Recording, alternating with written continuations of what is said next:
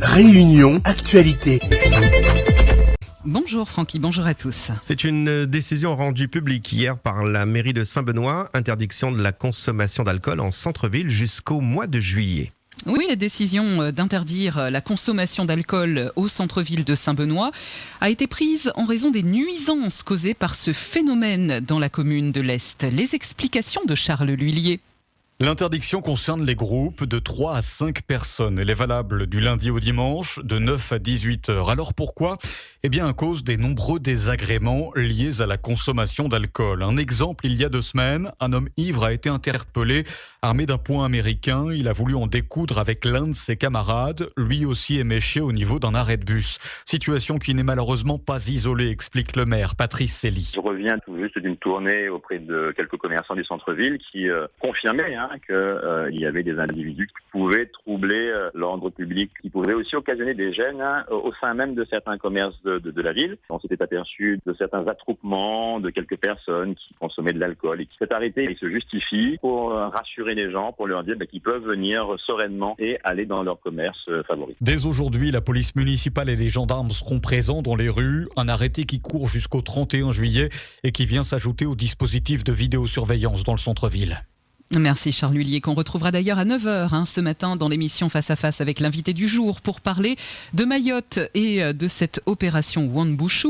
Amina Djoumoua est la porte-parole du collectif REMA, Réunion Mayotte. Elle évoquera les enjeux de l'île au parfum, la façon dont vit Wambushu, la communauté ici à La Réunion, mais également à Mayotte, l'immigration clandestine, etc. Tout cela sera passé au crible par notre invité. Face à Face est à suivre dès 9h à la radio, mais également en live vidéo sur le site internet de la radio Freedom. Et dans une semaine, la Réunion accueillera la première ministre Elisabeth Borne. Le déplacement de la première ministre à La Réunion pourrait avoir lieu autour du 10 mai.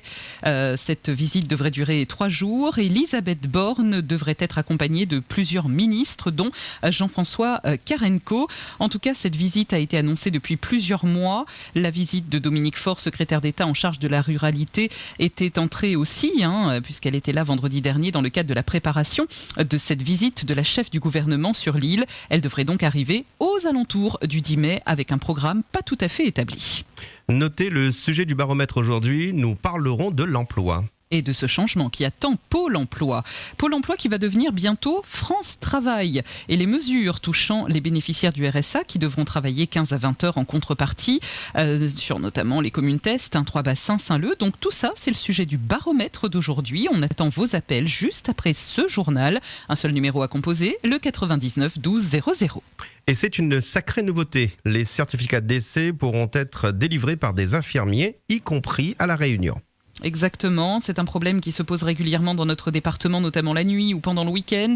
L'obtention d'un certificat de décès par le médecin. Difficile en effet de trouver un médecin dans ces moments-là pour avoir un certificat de décès. Plusieurs élus de La Réunion sont plus d'une fois montés au créneau sur ce dossier. Ce mercredi 3 mai, sur France Inter, le ministre de la Santé a annoncé que pour alléger les médecins, le gouvernement va donc mener cette expérience, confier aux infirmiers libéraux la tâche de pouvoir délivrer des certificats de décès dans les prochaines semaines. Et La Réunion fera aussi partie des 4 régions françaises d'expérimentation. Le ministre l'a donc confirmé, je le rappelle, sur France Inter.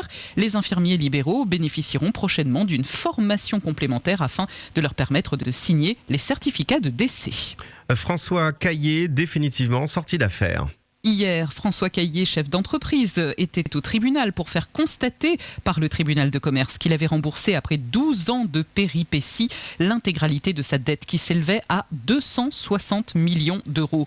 On a eu les félicitations du tribunal pour ce challenge de 12 ans. Voilà ce qu'il a annoncé à la sortie de la salle d'audience. On avait les équipes qu'il fallait. Sur les 80 sociétés possédées, l'intégralité des dettes est réglée. Il n'en reste que 34 de sociétés.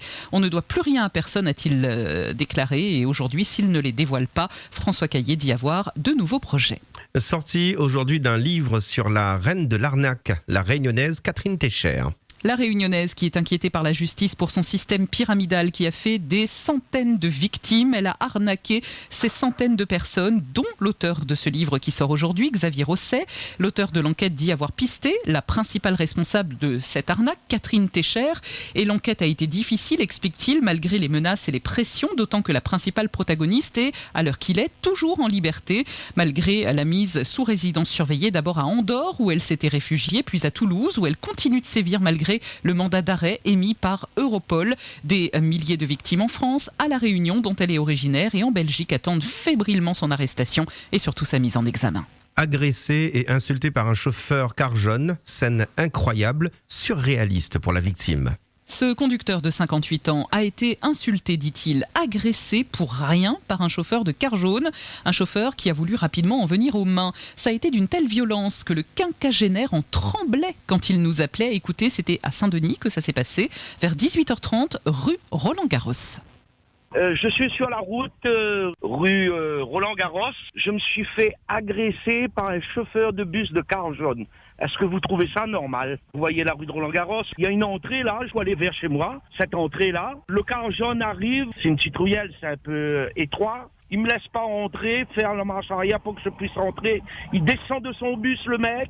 Il me dit, ouais, je vais te casser la gueule, ouais. Il m'insulte, je vais pas vous dire les noms parce que je suis en direct à la radio. J'ai jamais vu ça de ma vie. J'ai 58 ans, j'ai plus de 30 ans de PMI, ça m'est jamais arrivé. Là, je suis outré, je suis dépassé. J'en tremble, il m'a insulté. Il voulait se battre, il voulait me casser la gueule. C'est grave. J'ai relevé sa plaque, j'ai pris une photo de sa plaque, de son bus. Je vais appeler la société des car jaune et j'ai porté une plainte. Il est descendu 2 fois de son bus.